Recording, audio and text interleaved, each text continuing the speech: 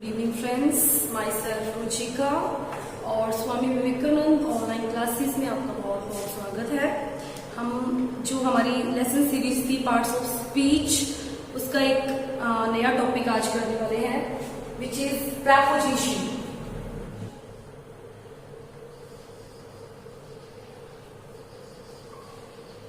Prepositions है ना। देखिए, प्रेपोजिशन वर्ड मैंने आपको एक चीज पहले भी बताई थी, क्लियर की थी कि हर एक चीज के नेम में ही उसका बहुत सारा अर्थ छिपा होता है।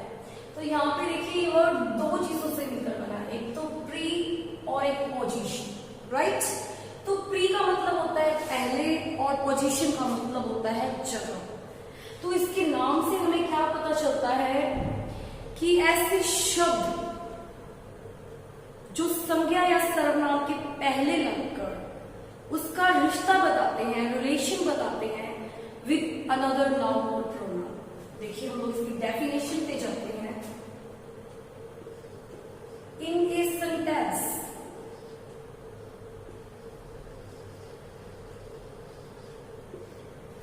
prepositions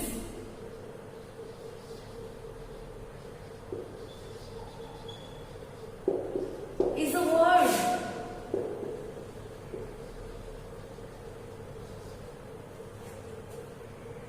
which comes before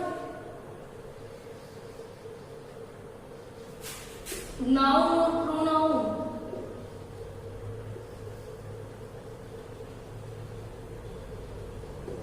to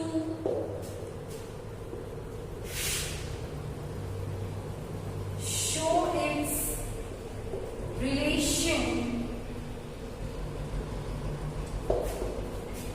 another with another noun और pronoun। देखिए इन सेंटेंस के अंदर प्रेपोजिशन वो शब्द हैं जो नाउन और प्रोनाउन के पहले आकर क्या दिखाते हैं, रिलेशन, रिश्ता बताते हैं कि उनका दूसरे नाउन और प्रोनाउन के साथ क्या रिलेशन। हिंदी में प्रेपोजिशन वो शब्द हैं जो संज्ञा या सर्वनाम के पहले लगकर दूसरी संज्ञा और सर्वनाम के साथ उनके रिश्ते को बताते हैं। विद एग्जाम्पल देखिए,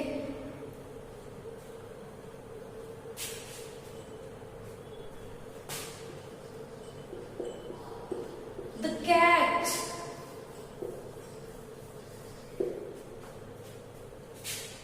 इज सिटिंग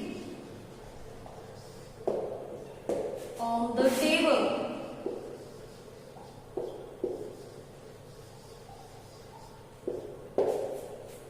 अब देखिए, the cat is sitting on the table, यहां पे on वर्ड क्या है, preposition। और ये क्या बता रहा है कि जो बिल्ली है वो कहां पे बैठी है। कैट और बिल्ली का रिलेशन जगह को बता रहा है कि जो बिल्ली है वो टेबल की सरफेस पे बैठी है, टेबल पे बैठी है। The cat is sitting on the table.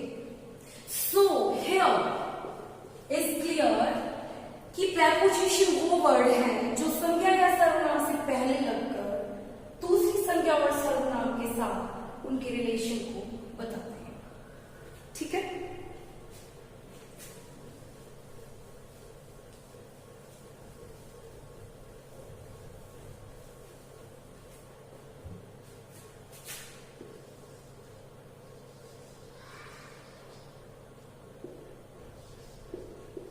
Rabbit is under the table।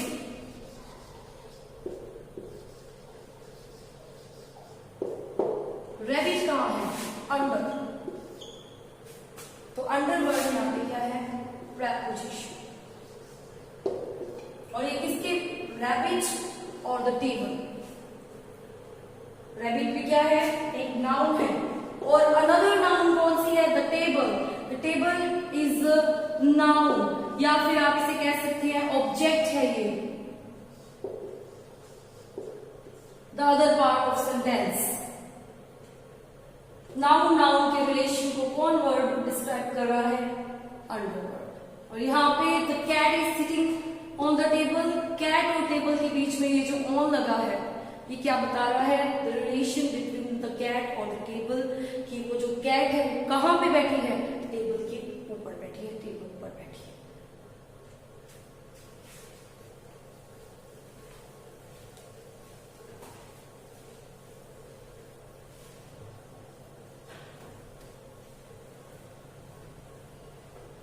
अब देखिए व्हाट इज द यूज। देखिए बिना प्रेपोजिशन ऐसे वर्ड्स हैं जिन्हें लगाना, जिनका यूज करना ग्रामेटिकली बहुत जरूरी है। देखिए जैसे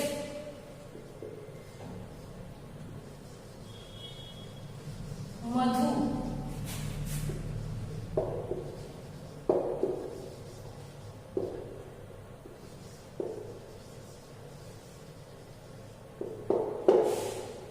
मधु इज इन द किचन। मधु कहां पे है? किचन। अब देखिए ये तो है विद प्रेपोजिशन,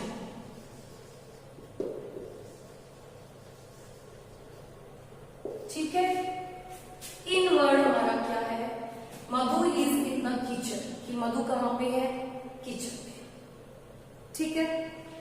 अब देखिए विदाउट प्रेपोजिशन इसको बना के देखिए, मधु इज द किचन।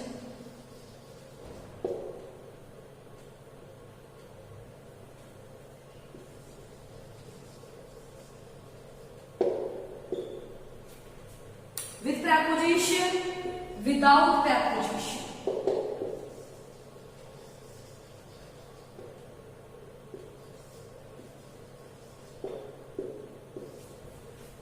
देखिए Madhu is in the kitchen, हमने यहाँ पे इन लगाया, दैट्स व्हाई ये जो सारा सेंटेंस है मीनिंगफुल बना। अदरवाइज ये सेंटेंस कैसे बन जाता? मधु इज द किचन, तो ये मीनिंगलेस हो गया विदाउट प्रेपोजिशन। तो प्रेपोजिशंस क्या है? मीनिंगफुल, एक सेंटेंस को मीनिंग देने के लिए, उसे मीनिंगफुल बनाने के लिए भी प्रेपोजिशन जरूरी है।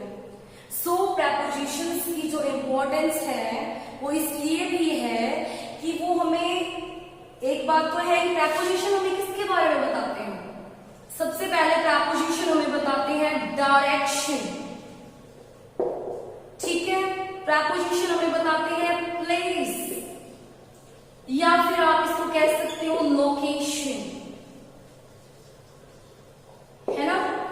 फिर प्रेपोजिशन हमें बताते हैं टाइम। इन तीनों चीजों का पता हमें किससे लगता है? प्रेपोजिशन से। डायरेक्शन माने दिशा, स्थान और टाइम, इन तीनों के बारे में हमें जो नॉलेज मिलती है वो कहां से मिलती है? प्रेपोजिशन। अब वेयर लगा के हम इसका आंसर भी पता लगा सकते हैं कि where is Madhu. So answer क्या होगा? Madhu is in the kitchen, Madhu kitchen में है। और अगर हम प्रेपोजिशन इनको यहां से रिमूव कर देते हैं तो हमारा जो ये सेंटेंस है it becomes useless, meaningless. Okay, एक और we can see one more example.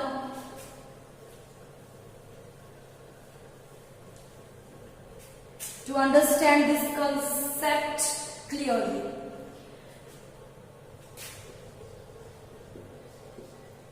the pen is on the table या फिर on the desk, कि पेन कहां पे है? Where is the pen? Where से आंसर मिलता है हमें इसका। तो देखिए अगर मैं इसको ऐसे लिख दूं, the pen is the desk, remove कर दूं हमारे ओन प्रेपोजिशन को, तो फिर यहां पे क्या बन जाएगा? जो सेंटेंस है वो क्या हो जाएगा, मीनिंगलेस। सेंटेंस जो है वो हमारा क्या हो जाएगा, मीनिंगलेस।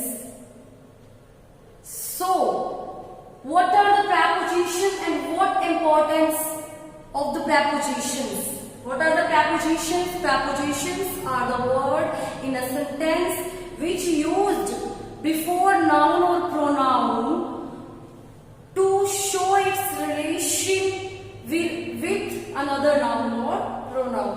वे शब्द होते हैं preposition जो संज्ञा या सर्वनाम के पहले लगते दूसरी संज्ञा या सर्वनाम के साथ उनके रिलेशन को शो करते हैं। और इनकी इंपॉर्टेंस क्या है, अगर इनको रिमूव कर दिया जाए तो द सेंटेंस बिकम्स मीनिंगलेस।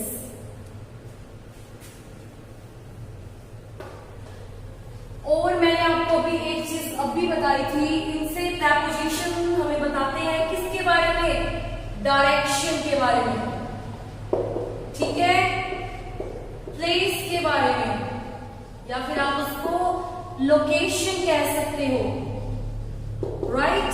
और ये बताते हैं हमें टाइम के बारे में। Is it clear? अब देखिए डिफरेंट प्रेपोजिशन का क्या यूज होता है। आज हम लोग बात करेंगे, द फर्स्ट हम करेंगे ओन प्रेपोजिशन। एक चीज मैं आपको और बता दूं गाइस, देखिए प्रेपोजिशंस को कभी हिंदी से नहीं जोड़ना चाहिए। वैसे तो ओन का मतलब यहाँ पे पर होता है ना, हिंदी में हम पर लगा देते हैं, लेकिन अगर हमें यहाँ पे हिंदी को ध्यान में नहीं रखना है, हमें सिर्फ ओन का कॉन्सेप्ट क्लियर करना, ठीक है। ओन के क्या क्या यूजेस हैं, ओन प्रेपोजिशन के क्या यूज है, तो देखिए सबसे पहला यूज ओन का, सरफेस। सरफेस क्या होता है guys, you can attempt the question and you can give the question, you can attempt the question and give the answer of these questions on the comment box. आप comment कर सकते हैं and I'll check it later and it shows that you are connected. Okay? देखिए surface होती है सतह, surface दिखाने के लिए पहला यूज हमारे जो ओन का है वो क्या है, सरफेस को दिखाने के लिए। ओन एक प्रेपोजिशन है, राइट, पता है ना हमें, ओन इज अ प्रेपोजिशन। और इसका यूज कहाँ कहाँ है, देखिए हम लोग बड़े कंफ्यूज हो जाते हैं क्योंकि ओन का यूज एक जगह तो होगा नहीं, हम लोग बहुत कंफ्यूज हो जाते हैं कि मैम यहाँ पे ओन आएगा या फिर एट आएगा या फिर इन आएगा, लोग वेरी वेरी कंफ्यूज रहते हैं। और जब आंसर और जो हमारे जो कॉम्पिटिटिव जो एग्जाम्स हैं उनके अंदर एक सेंटेंस लिख दिया जाएगा तो आपको एरर फाइंड आउट करनी होगी, और फिर उस एरर की जगह मान लो आपकी एक सेंटेंस लिखा है उसमें तीन प्रेपोजिशंस डाल दिए और आपको करेक्ट प्रेपोजिशन से वो जो सेंटेंस है उसको बनाना है, तो आपको कंफ्यूज हो जाते हो। तो अब आपको बिल्कुल भी कंफ्यूज होने की कोई जरूरत नहीं है कि ओन का यूज कहाँ। देखिए पहला यूज होता है सरफेस। सरफेस क्या होती है, जैसे ये मेरा हाथ है, ठीक है, अब इसके ऊपर मैंने ये मार्कर रख दिया तो क्या हो जाएगा, the marker is on my hand, ठीक है। हैंड मतलब मेरे हाथ की सतह पर है, सरफेस है मेरे हाथ का ये, तो ये वहां पे है, ठीक है। अब जैसे अभी मैंने इसका एक एग्जांपल लिखा भी था, the book is on the desk, ठीक है।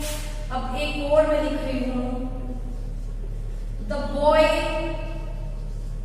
Is on the bus stand,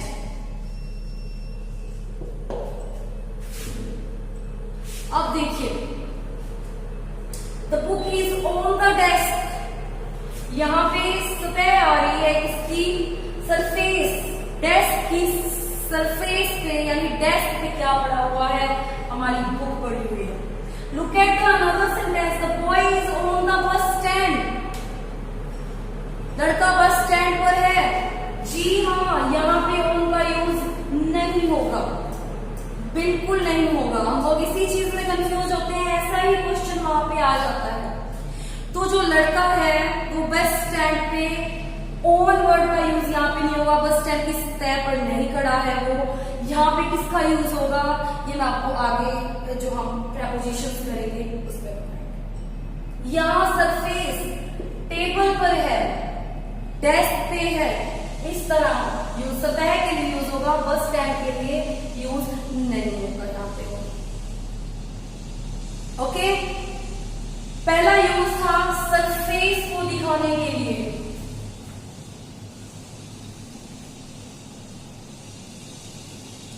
second on का यूज कहां होगा?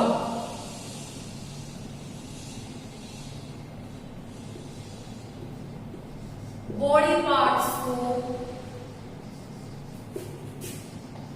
इंडिकेट करने के लिए भी कह सकते हो आप, इंडिकेट या फिर दिखाने के लिए।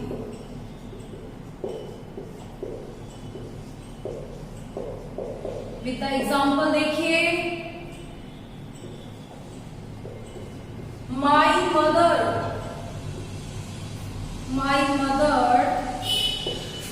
Kissed me,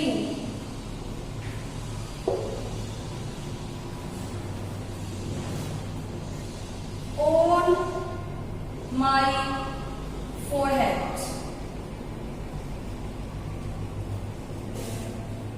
My mother kissed on my forehead.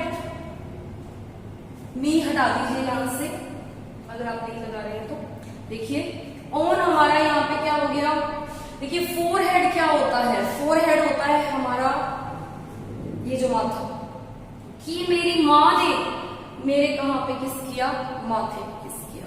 तो on word body part, forehead भी हमारा क्या है, हमारी बॉडी का ही पार्ट है ना। इसी तरह से look at one another sentence, she wears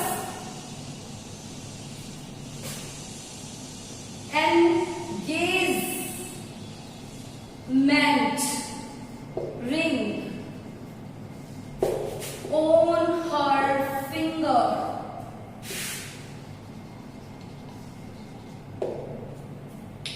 यहाँ पे ऑन प्रेपोजिशन किसको इंडिकेट कर रहा है, क्या दिखा रहा है, किसका रिलेशन बता रहा है कि जो एंगेजमेंट रिंग है वो कहां पहनी गई है, फिंगर। शी वियर्स, वो पहनती है engagement ring on her finger. तो फिंगर भी हमारा क्या है, बॉडी पार्ट। ठीक है,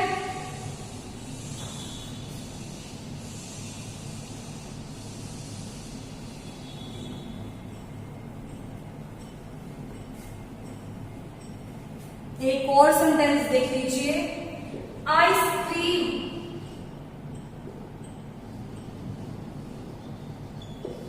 फेल ऑन माई लेग। जो आइसक्रीम है वो गिर गई है कहां पे, मेरे लेग पे, मेरे पैर पे। ठीक है, तो लेग भी क्या है हमारा, बॉडी पार्ट है।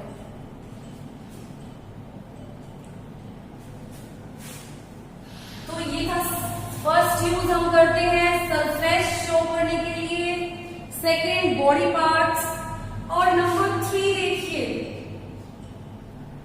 किसी भी मशीन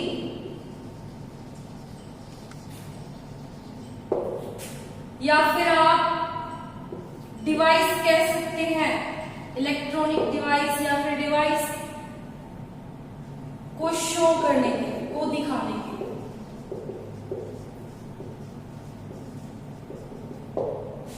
कैसे, look at the example, he is on the phone. क्या समझे इसका मतलब, फोन के ऊपर, फोन पर। He is on the phone means means अगर फोन पे बात कर रहा है तो हम लोग उसको कैसे लिखेंगे, he is on the phone, कि वो फोन कर रहा है, he is on the phone, वो फोन कर रहा है। इसी तरह से the show will be telecasted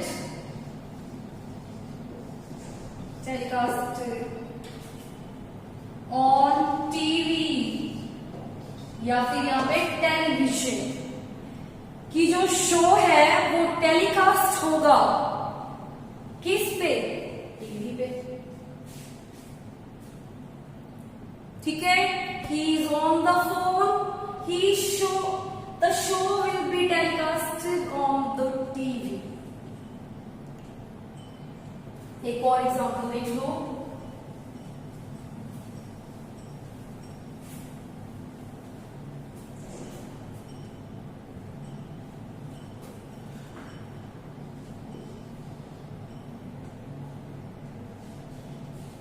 he is solving the sum on the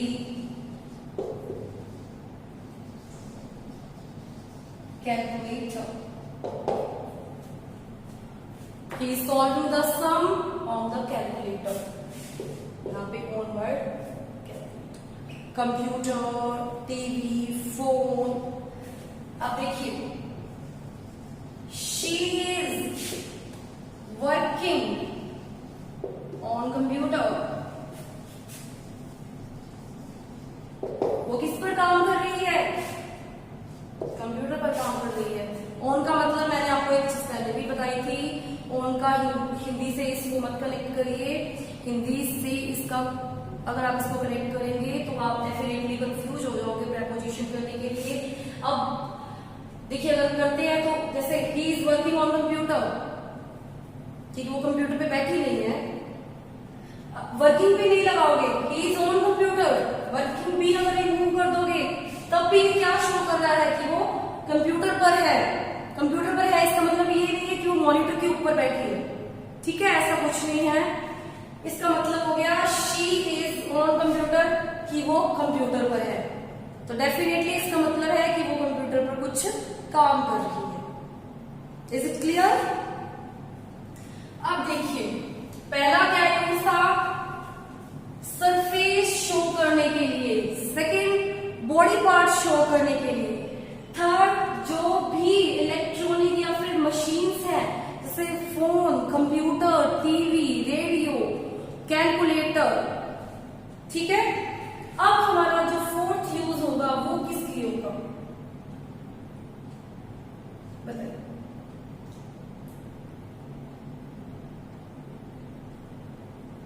देखिए,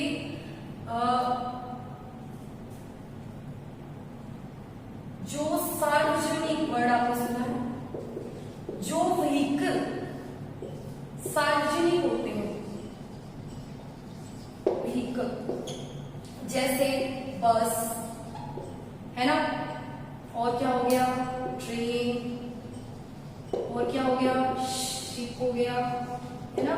ये जो सार्वजनिक होते हैं उनके लिए ऑन का यूज होगा।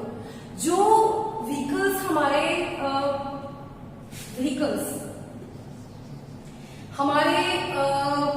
निजी हैं, एक तो होता है सार्वजनिक, ठीक है, फॉर ऑल द पीपल, जिसका यूज सभी कर सकते हैं। बस है वो हम सबके लिए है, ट्रेन हम सबके लिए है, शिप हम सबके लिए है। और एक होते हैं पर्सनल, पर्सनल में जैसे हमने कार रख लिया, बाइक रख लिया, ठीक है, साइकिल है हमारी, ये हमारे पर्सनल में आ जाते हैं, तो इनके लिए उनका यूज नहीं होगा। इनके लिए जो सार्वजनिक है उनके लिए क्या यूज होगा, ऑन का यूज होगा। जैसे ही केम ऑन बस, अगर बस यूज कर रहे हैं, बस पे आ रहे हैं तो ऑन लगेगा। और अगर यहां पे आ जाएगा ही केम ऑन कार, तो यहाँ पे जो ऑन है वो गलत है, यहाँ पे ऑन प्रेपोजिशन का यूज नहीं होगा। बिकॉज कार जो है पर्सनली हमारी खुद की होती है, तो उसके लिए हम लगाएंगे इन द कार। ठीक है, इसी तरह से मान लो ट्रेन के लिए यूज हो रहा है, तो they will come on the on train, they will come on train. और इसी तरह से अगर बाइक पे लगाना है तो फिर इन लगेगा। ठीक है, ये था इसका यूज। तो पहला था सरफेस के लिए। अब देखिए मैंने आपको 4 यूज बता दिए हैं, कौन कौन से बताए हैं मैंने आपको, रिवाइज कर लेते हैं। सबसे पहले मैंने बताया था सरफेस के लिए, किसका हम कौन प्रेपोजिशन को लेके चल रहे हैं, बिल्कुल भी कंफ्यूज नहीं होना है, सरफेस। सेकंड क्या था, बॉडी पार्ट्स को शो करने के लिए, है ना। फिर मैंने आपको बताया था मशीन्स और डिवाइस जो है उनके लिए। फिर फोर्थ मैंने आपको बता दिया था यही, जैसे कि बस वगैरह या सार्वजनिक और निजी वाला। अब देखिए मैं आपको फिफ्थ बताने जा रही हूँ, इसका फिफ्थ यूज कहाँ पे होता है।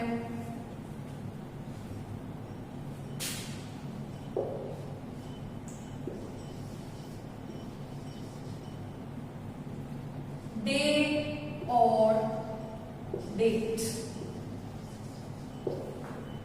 डे और डेट दिखाने के लिए। कैसे, एग्जाम्पल देखिए आप,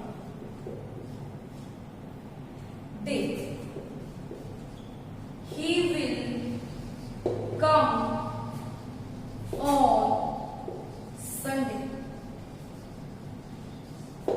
he will come on Sunday।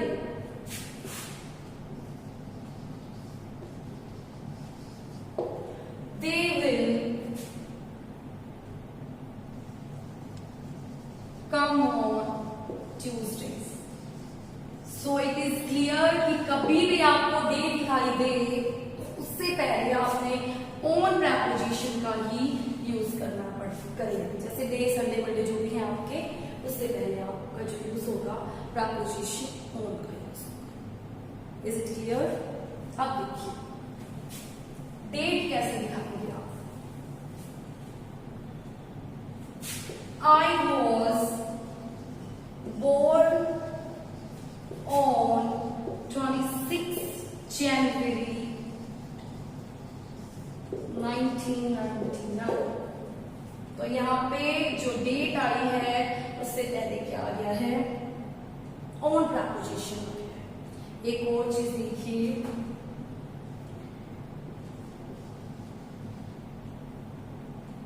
he will come on 7th instant। अब ये इंस्टेंट का मतलब क्या है? इट शोज 7 तारीख आपके मंथ की,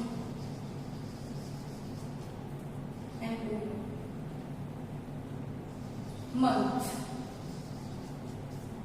7th instant यहाँ पे खत्म हो गया। तो ये अगर मैं लिख दूं he will come on 7th instant, कि वो मंथ की जो 7 तारीख है तब आएगा।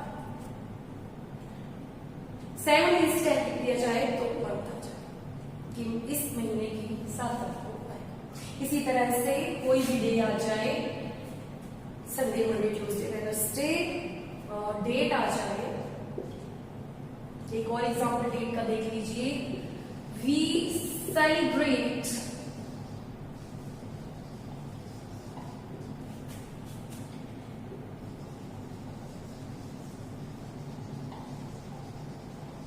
इंडिपेंडेंस डे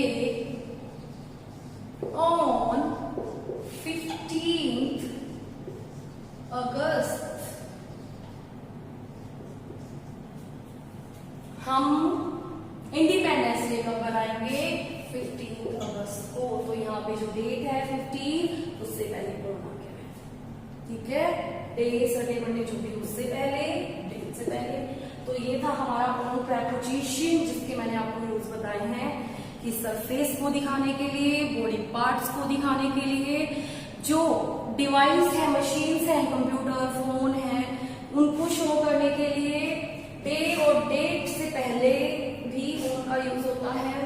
और एक मैंने आपको बताया था जैसे जो भी चीजें सार्वजनिक हैं, जैसे बस है, ट्रेन है, शिप है, तो उनके लिए ओन यूज होगा। जैसे ही विल केम ऑन बस, ही विल कम ऑन बस, ही केम ऑन बस, वो बस से आया, ठीक है। और अगर वो हमारी पर्सनल है तो हम लिखेंगे he will come in the car, कि वो कार में आएगा, ठीक है।